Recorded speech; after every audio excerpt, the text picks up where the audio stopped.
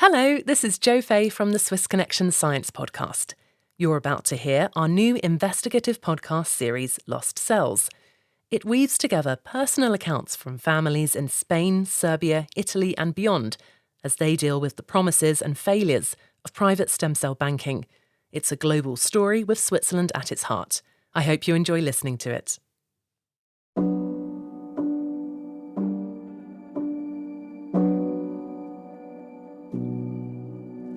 They just pretended that it didn't happen. I have to say that if we had received just one phone call from this company saying, we're so sorry and, we feel awful, we probably never would have organized any legal thing. Because nothing can bring back ourselves, right? But this treatment of us as if we don't exist, as if our daughter isn't important, I felt that somebody had destroyed a part of my child, a separate part, she's running around without it, but it still belongs to her in much the same way. And I felt, this primal, you touched my child. This is just a very primal emotion that functions, I think, more or less the same in everybody. I'm Angela Saini, and this is Lost Cells, an original Swiss Info podcast in collaboration with Piz Gloria Productions, Future Proche, and Studio Orcenta.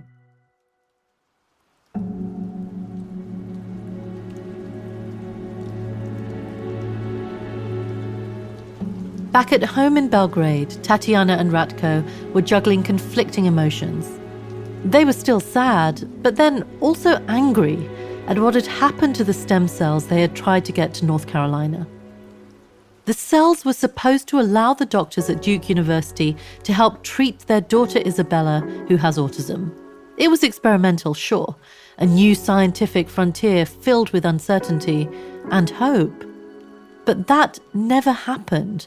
In medical terms, the cells arrived non-viable. In plain English, they were dead. To Tatiana and Ratko, it was a disaster that left a massive void.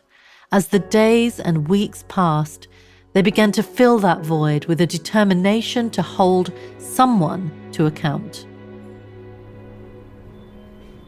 We spent a lot of time, him going through the legal work and me going through the legwork to find out everything we could about this company, about our legal rights, about our contract, about the standards of care in this business. As a lawyer, Ratko had experience working throughout Europe.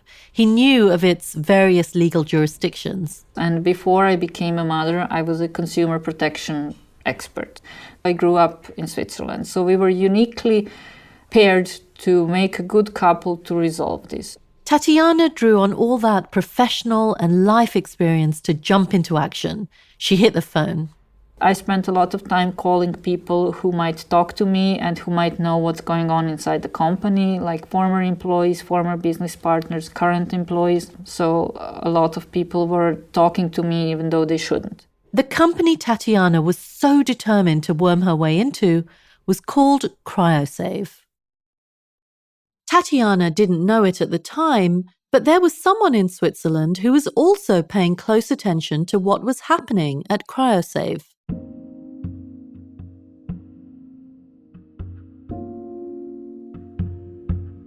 My name is Antoine Harari. I'm an investigative journalist, and I'm focusing mostly on white-collar crime and corruption cases. Antoine Harari is an independent reporter based in Geneva, Switzerland. He's worked on all kinds of stories across the globe, but what he knows best is Geneva, a hub for money and business. And what he was learning about CryoSave was worrying. The first time I heard about the CryoSave story was in September 2019. We heard about it through some of the union of the employees of CryoSave that hadn't been paid for several months. And so they were complaining and trying to get basically their salary back. And so this is how the kind of scandal started. CryoSave's stem cell bank that has been specifically designed for the safe, high-quality processing and storage of the stem cells. So the CryoSave story starts in the 2000s, and this is the kind of golden age of stem cells. The time where people, a lot of advertising and marketing is done, and a lot of parents see it as some kind of insurance and invest on it. It's also the golden years because the company knows that there will be only a fraction of those cells that will actually be used. It's kind of 1 out of 250,000 that is used. So they kind of bank on the fact that nobody will ever ask for those cells. And that's why the marketing is so clever, because the idea is that you will forget about it because hopefully your kids will be fine. Things moved quickly. News about CryoSave and its technology to store cord blood went international. Profits soared as the company grew into the largest stem cell bank in Europe. CryoSave started in 2000. By 2011, they had made a profit of 2.3 million euros, and hundreds of thousands of samples were stored in tanks in Belgium. 3 years later, the company attracted an entrepreneur called Frédéric Aymar. He's a French-Israeli businessman, had a PhD in crystallography, and in his 30s, he became very rich while selling software to France Télécom. Now, he becomes a CryoSave shareholder, but Aymar appears to have further ambition.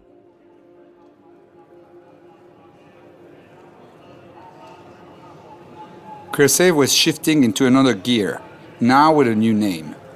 On October 14, 2015, a group called Esperite opened the trading at Euronext Amsterdam.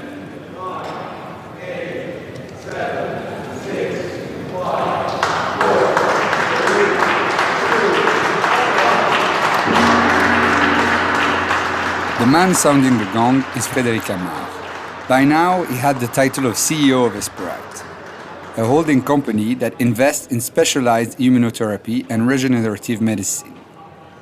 If you look carefully at the video on that day, you see CryoSave logo among a lot of other companies, and a group of men very happy congratulate themselves.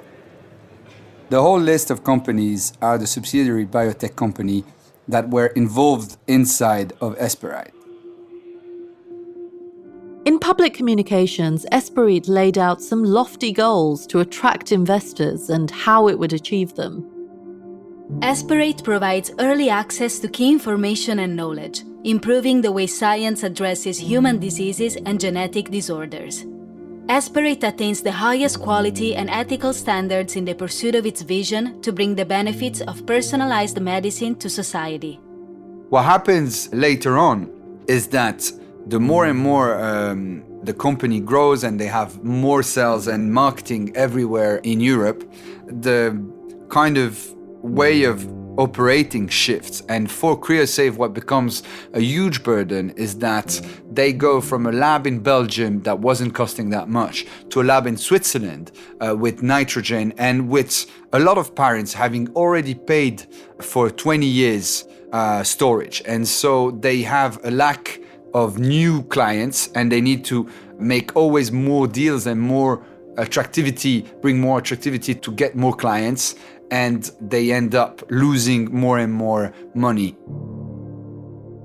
But what grabbed Antoine about the story was much more than the company's financial troubles. Credit Suisse is facing allegations that it has been handling dirty money for decades. To him, this looked like a familiar pattern, on par with recent revelations of Swiss spying scandals and big bank money laundering schemes. Now, a bombshell investigation has revealed that the company was in fact secretly owned by US and Western German intelligence. As soon as I learned about CryoSave, what really struck me was that it was another story in which there had been trickery in Switzerland, playing with the image of kind of stricter rules and kind of Swiss, made in Switzerland, while there was almost no regulation. And then there was the fallout. So that company that nobody knew in Switzerland, or that was very little known, we found out suddenly that there were huge ramification and impact in different European countries. Countries like France, Italy, and Spain had banned this type of private biobank on their soil. But they didn't stop families from making agreements with foreign banks to collect and then store their cells. So that made Switzerland's CryoSave attractive to clients across Europe. By the time it went bankrupt, CryoSave was storing more than 300,000 samples from families all over Europe. And so you would see one country after another light up in terms of news and media with parents that were very concerned, finding out that actually the company that they had given the cells of their kids, maybe sometimes 10 years or 20 years before, had suddenly gone bankrupt. And so one day it would be Italy, the next Spain, then Serbia, and all kind of countries in the Balkan. Personas confiaron para congelar las células, quebró y el laboratorio que se hizo cargo... CryoSave, jedna od najvećih privatnih banki matičnih ćelija u Evropi, izgubila je prošlog mjeseca... Massimiliano e poi Raffaella, cosa vi hanno detto? No, Dove sono finiti i cordoni umbilicali dei vostri figli? Più che cosa ci hanno detto, cosa abbiamo visto? Nel senso, comunque abbiamo visto... Everything started in Switzerland, but there was very little appetite, at least at first, from the Swiss authorities to actually do something about it. I think the problem was that Swiss laws have been very accommodating for stem cells company. That's why there's a lot of them that are in Switzerland. And one of the reasons was that there were very, very few regulation and oversight. So as a Swiss stem cell-based company, there was almost no requirement of, for example, storing the cells in Switzerland. You could do it kind of anywhere.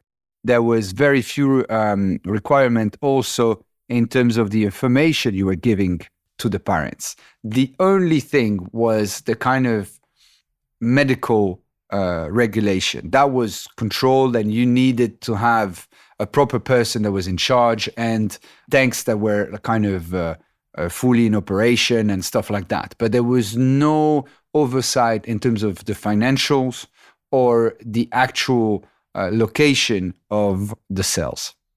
Worried parents started setting up Facebook groups like this one in Spain to vent their fears and warn other families. I do not recommend this company at all. They've scammed a friend and so many other people.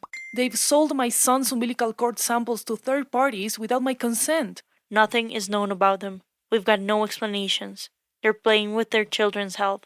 Shameful. But when we were working on it with my wife, Valeria, as soon as she wrote in Facebook groups that were created by the parents, she was suddenly then assaulted by question and ask for help, cry for help of parents that were desperate and were getting no answers. And so this kind of vacuum of information, and a legal vacuum as well, is kind of the puzzling story there. The parents are on their own, and nobody really cares about the fate of the cells of their loved ones.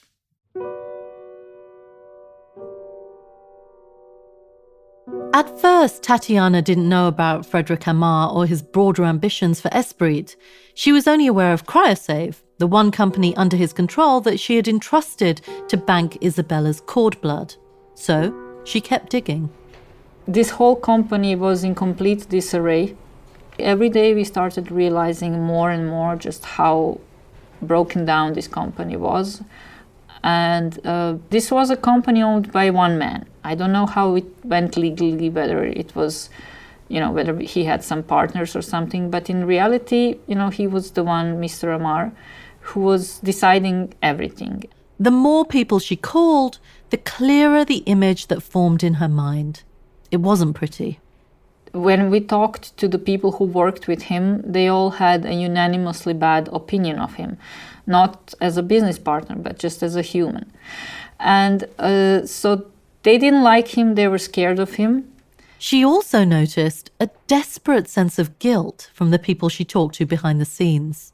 They told me that it was, like when you boil a frog. So there's one small rule that you're breaking, and then you think it's fine, it's still going to be okay, and then it's this, and then it's that, and then a line is crossed. And now you're scared to speak up because it's going to be you guilty as well. In Spain, at home in Madrid, Louis Daniel Martin and his wife Gloria had some early doubts that there might be something not quite right about CryoSave. It started with the cord blood samples they had taken when their daughter Lucia was born, the samples that were supposed to save Louis Daniel's life. Hasta pasadas varias semanas. Yo empecé a darme cuenta de que eso... So they didn't reach out to us in any way until several weeks later. After that, I started realizing that maybe something isn't adding up. So I called the person who was in charge of the commercial area at CryoSave CryoCord. Her name was Raquel. And I said, look, this is what's happening to me. And after speaking to her, I actually got an email that I still have. In that email, they confirmed that the only sample that arrived at their labs was a blood sample. They had nothing on the cord sample. Me extraña muchísimo. Hablo con ella, con la comercial, y le digo, perdóname, del hospital ha salido... How is it possible that I find out just now that I only have 2 vials of cord blood only, and no sample of the cord tissue, of the cord itself? Del cordón en sí, de lo que es el tejido. And she just told me that the laboratory told them that the cord sample was just not valid. And I said, what has to happen so that a sample is not valid?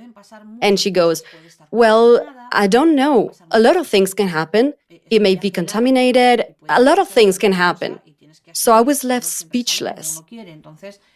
But I understood that, well, some things can go wrong, from the cord being extracted, how it's kept until it arrives. I mean, it's a long journey, and anything could have happened. The problem came later, when the cells and the vials actually appeared. After being told the cord sample was invalid, suddenly the company was saying everything was fine and provided zero explanation for the mix-up. And that's what I can't explain to myself. If they weren't there before, and now suddenly they are actually somewhere, chances are, 1, either they lied to me before, 2, they've made a mistake, or 3, those samples that are actually there are not mine. Just like Tatiana in Belgrade, Gloria could tell that something wasn't right. And with her husband's life on the line, the father of her daughter, she wasn't going to wait for more letters in the mail.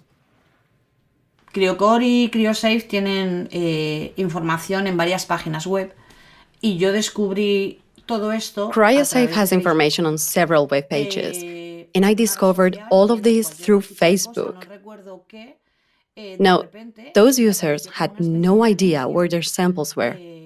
It was a Facebook group of people directly affected by it all. It shocked me a lot. My daughter was already 2.5 or 3 years old, or less, I don't remember. But it really hit me, and I started reading. And when I really saw the magnitude of that problem, I spoke with Luis Daniel quickly, and I said, hey, I just saw this. Is this true? What do we do? We also talked to my sister-in-law because she stored her children's samples with the same company. We talked to their friends. We were all in the same situation. We all joined the group. It was crazy. Nobody knew anything. A friend worked at the company and they owe her a lot of money. I wouldn't trust these thieves. My daughter was born in 2017 and we froze the cord with CryoCord.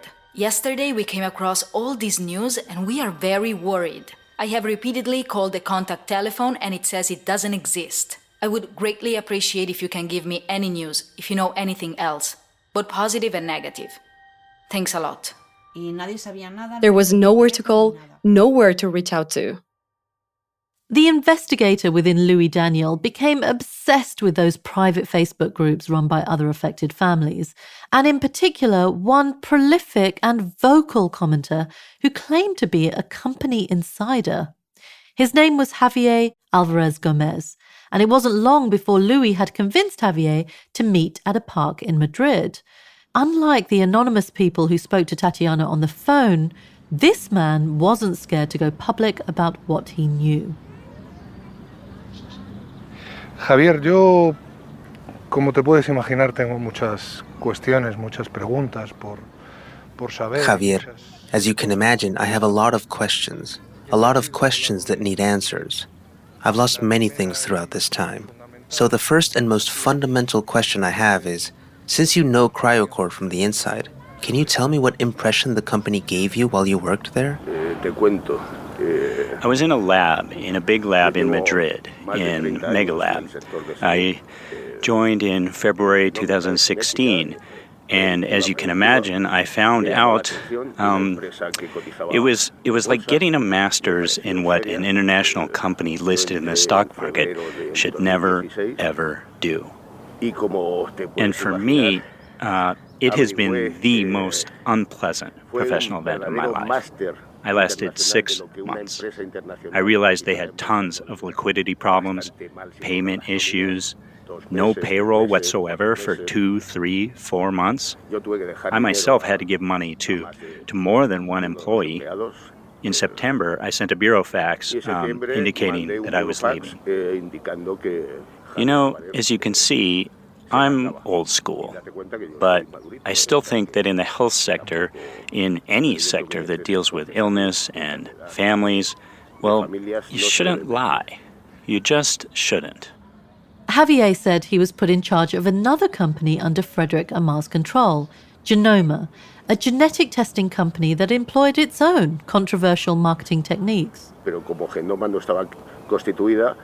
as Genoma wasn't constituted, well, CryoCore hired me, which was a division of CryoSave International from Switzerland. The commercial area was managed by 2 divisions. I was part of them, and we began to realize many more things were going on in the company. Lies. For instance, there have been in vitro diagnostic certifications that never existed. The Cordon Bank that was in Brussels was moved to Switzerland, so it was outside of the European Economic Union. And the National Transplant Organization was not informed about this. I mean, look at you guys. You guys were told very late in the game, if you were ever told anything at all, that is, that the cord wasn't valid for analysis. And yet money was not given back. It was a disaster. The 3 directors, the big CEOs, they all left a great deal to be desired.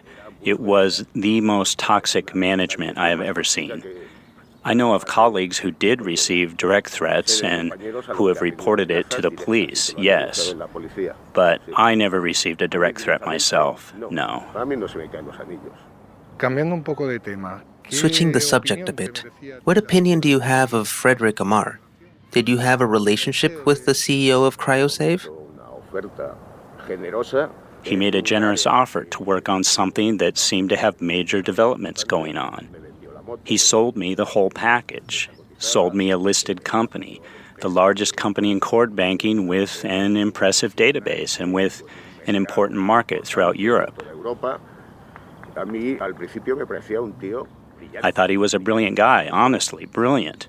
But now, well, I think he's the most toxic CEO I've ever met.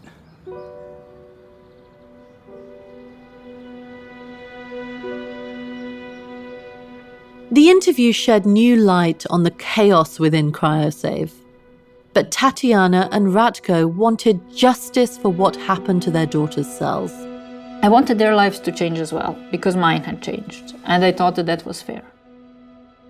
They were trying to figure out what they could actually do. Could they sue the company or report them? And how would that work? A big international company like this would have assets and employees in different countries.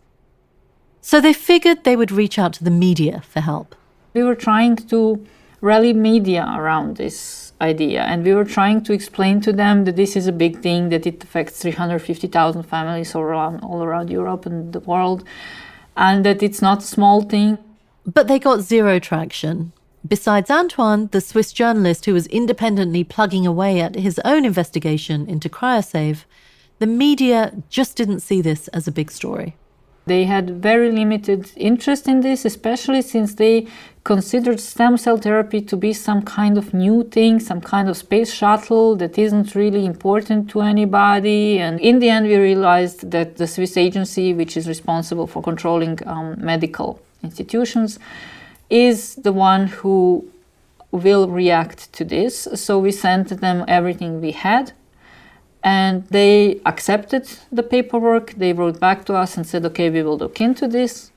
When companies get into financial trouble, they have to try to cut costs. They can stop paying their bills, or they can let go of staff.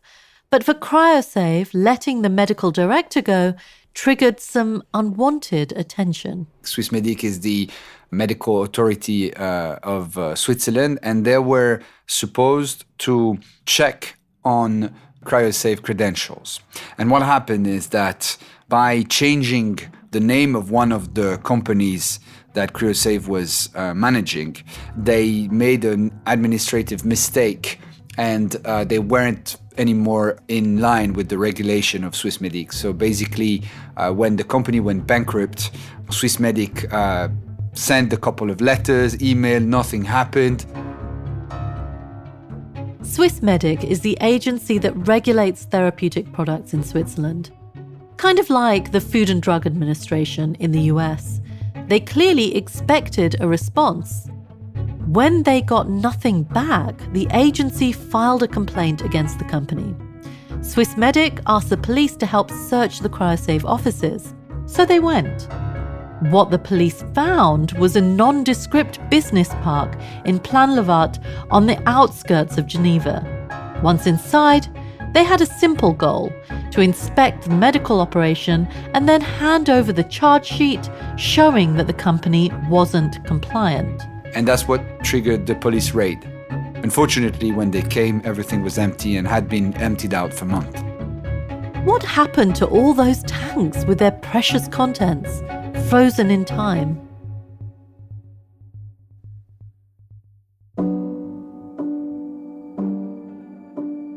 They thought they were doing something good for the kid. But as soon as they lost control, they feel like a part of their kid is out there and that they don't know where it is. And so this thought is very scary. And that's why so many are fighting, because they feel like they've betrayed their kids. Coming up next time, the families who put their trust in CryoSave go on the hunt for their lost cells. That moment was when it all started becoming more public. The media was paying attention to it. All those journalists who couldn't have cared less about before now suddenly were calling us. Notre enquête ce soir révèle le long combat de parents pour rapatrier les cellules souches de leurs enfants en Suisse suite à la faillite de la biobanque basée à Genève, CryoSave. And that was really amazing for us, because we realized that our trauma would not remain unseen, that what had happened to us, somebody had said, this isn't okay.